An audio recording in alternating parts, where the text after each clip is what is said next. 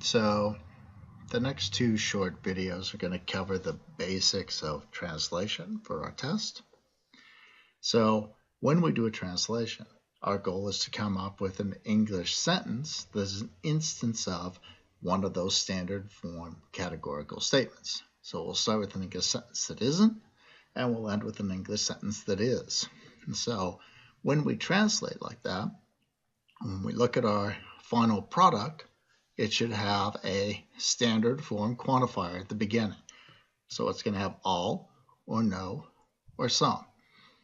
One of those three standard form quantifiers at the beginning of our standard form categorical sentence. Then we're going to have a subject term. Again, this is just a phrase that picks out our subject class, and so it has to pick out a class of things. It's got to be a term. Then we're going to have a copula. We've got two verbs in our standard form categorical statements. We've got are and we've got are not. Are will go with any one of these verbs: universal affirmative, universal negative, or particular affirmative. If we want particular negative, then the copula that's consistent with that is are not.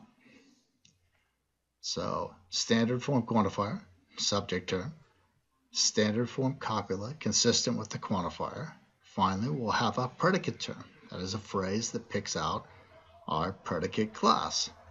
Again, it's got to pick out a class of things. So when we do our translations, we'll have an English sentence. We'll then translate, creating a new English sentence. This English sentence is an English version of one of those standard form categorical statements. If you've got a statement at the end of your translation, it's got a standard form quantifier, a subject term, picks out a class of things, standard form copula, consistent with that quantifier, and a predicate term that picks out a class of things, then you're probably in the ballpark, if not right. Now, Hurley gives us some suggestions for how to make sure we get the right standard form categorical statement as our translation. So the first bit of advice he gives us here has to do with whether or not we've got a good term. So he notes that anytime we have a sentence where we've got a term that is a phrase that's supposed to pick out a class of things, but it doesn't have a noun or a noun phrase, then it doesn't actually pick out a class of things. It's not a real term. And so we've got to modify that phrase. So here's an example. Some rock formations are delicate. Some perfectly good standard form quantifier. Rock formations, perfectly good subject term. Are copula, consistent with that quantifier.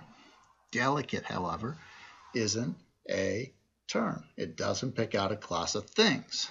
And so we're going to want to add a noun phrase to this to make it into a standard form categorical statement.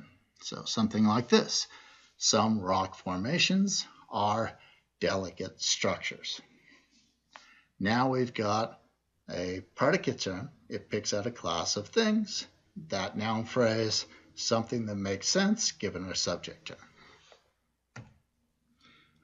Our next bit of advice from Hurley is that there are tons and tons of verbs in English that aren't our standard form copula.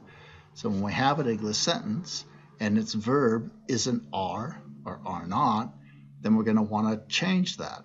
Now the way that you do that is you fold that non-standard verb into part of the subject term, into part of the predicate term, or into both, and then use that standard form copula as the verb for your standard form categorical statement.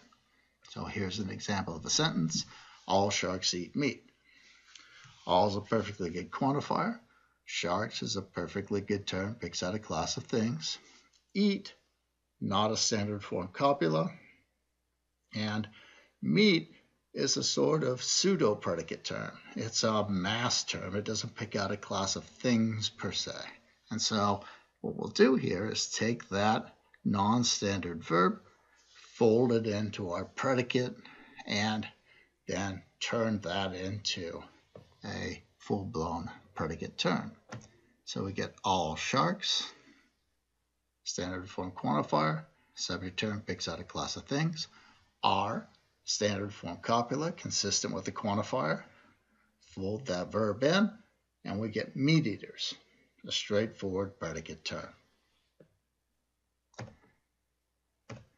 The next bit of advice that Hurley gives us is that lots of English sentences are sentences that talk about an individual in relationship to a class. Now, in order to translate that, we need to talk about that individual as a class. We don't have any mechanisms for referring to individuals, and so we're going to want to introduce a phrase that allows us to describe a class containing only that individual as a member. Now, since we've got a class that just has one member, we're going to be using a universal quantifier. So here's an example of an English sentence that does that. Ryan Reynolds will voice Pikachu.